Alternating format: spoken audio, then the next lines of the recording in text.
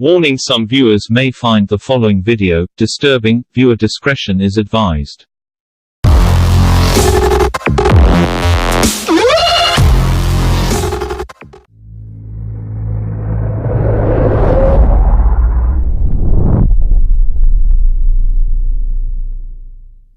Hey guys, I'm Panashblack and welcome to my little crime channel from the heart of Wales. Today we are going to take a look at 12 murders that happened in Wales which have been solved. And with that said, let's begin. Number 1. The John Cooper Murders. Brother and sister Richard and Helen Thomas were shot at their remote mansion near Milford Haven in 1985. 3.5 years later, in 1989, Gwenda and Peter Dixon were shot at close range while taking a walk along the Pembrokeshire coastal path near Little Haven. For years, the murders were unsolved. But in May 2011, John Cooper was found guilty.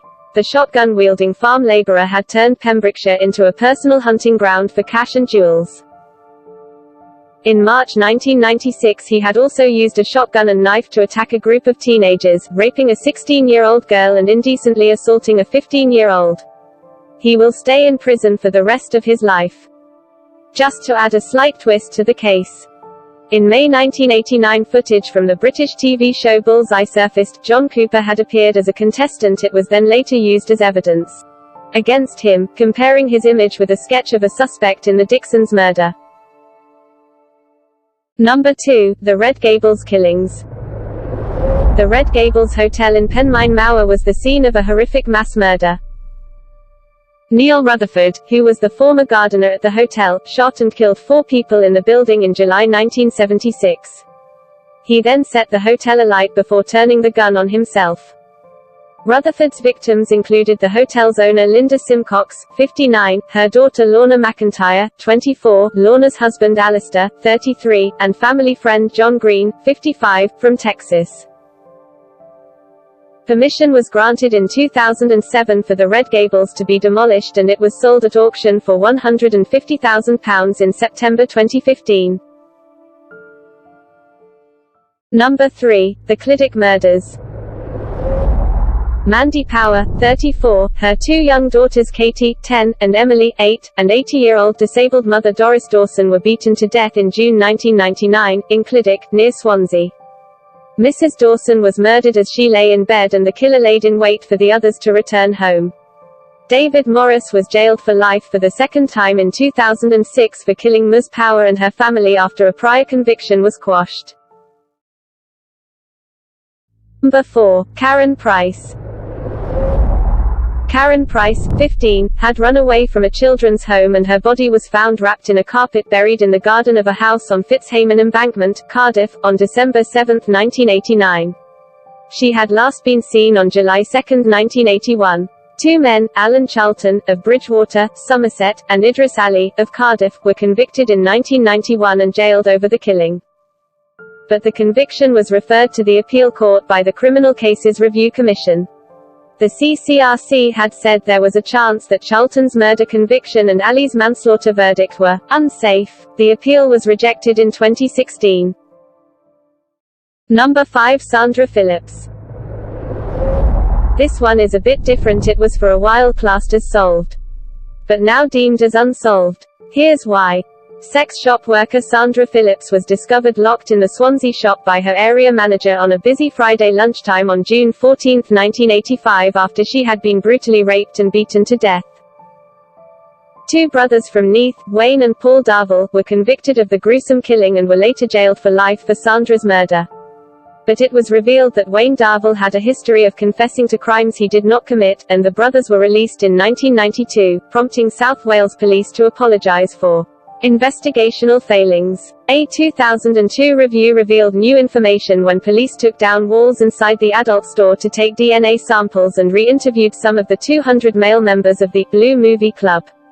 But the killer was not found, and in 2009 it was announced that the investigation would cease unless new evidence was submitted. Number 6. Lynette White. Just like the last case, this next one was classed as solved, and unfortunately then became once again unsolved. Let's take a look. Lynette White was killed in February 1988 in Cardiff, after her throat was cut. Stephen Miller, John and Ronald Akhti, Youssef Abdullahi and Anthony Paris stood trial in 1990 for the murder.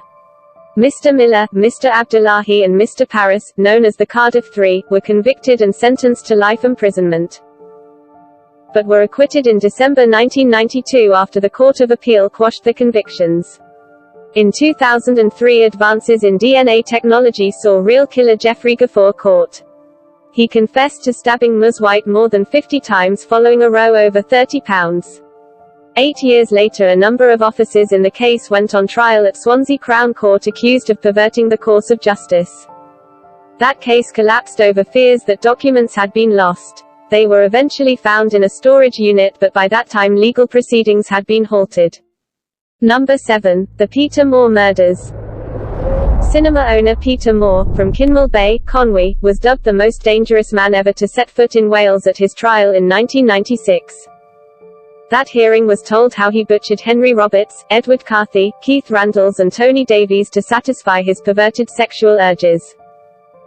The judge recommended that Moore, labeled the Man in Black during his reign of violence, was among the most dangerous category of killers who should never be let out, a decision upheld at the time by Welsh-born Home Secretary Michael Howard.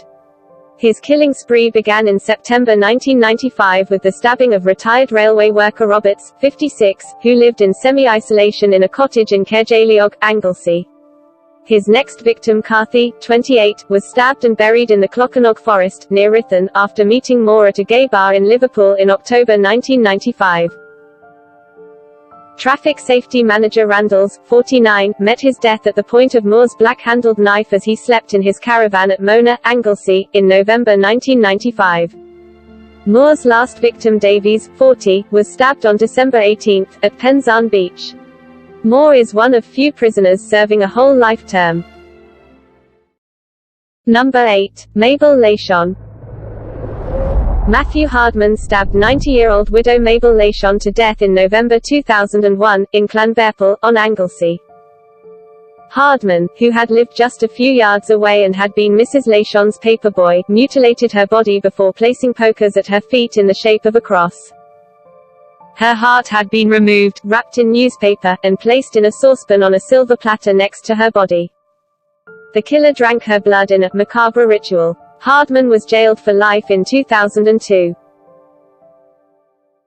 Number 9. Katherine Gowing.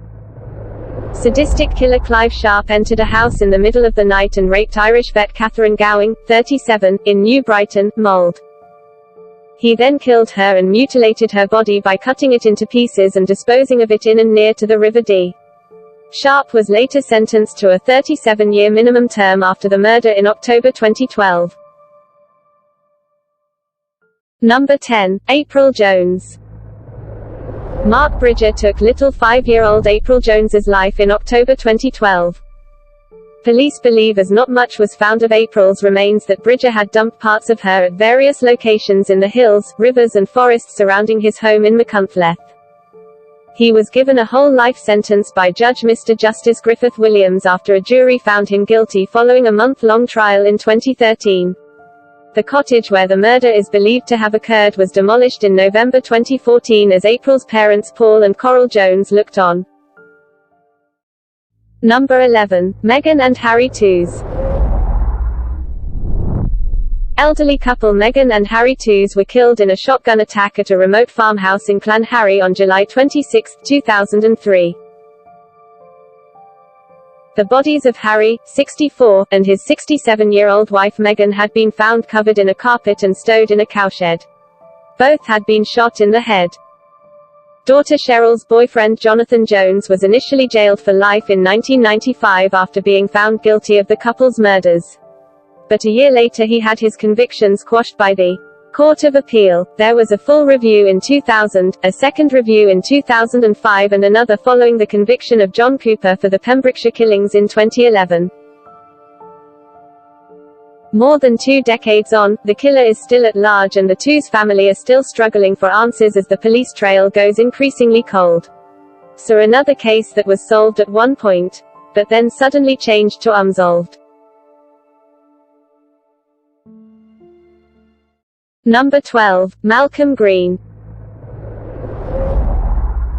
Malcolm Greene was given a life sentence in 1991 for what became known as the body in the bags killing, just 2 years after he had been released from another life term for the murder of a Cardiff prostitute. The recommendation was that the double killer, from Ely, Cardiff, should serve a minimum of 25 years for the murder of New Zealander Clive Tully, whose torso, head and limbs were found in bags. But Greene was given a whole life tariff by the then Home Secretary.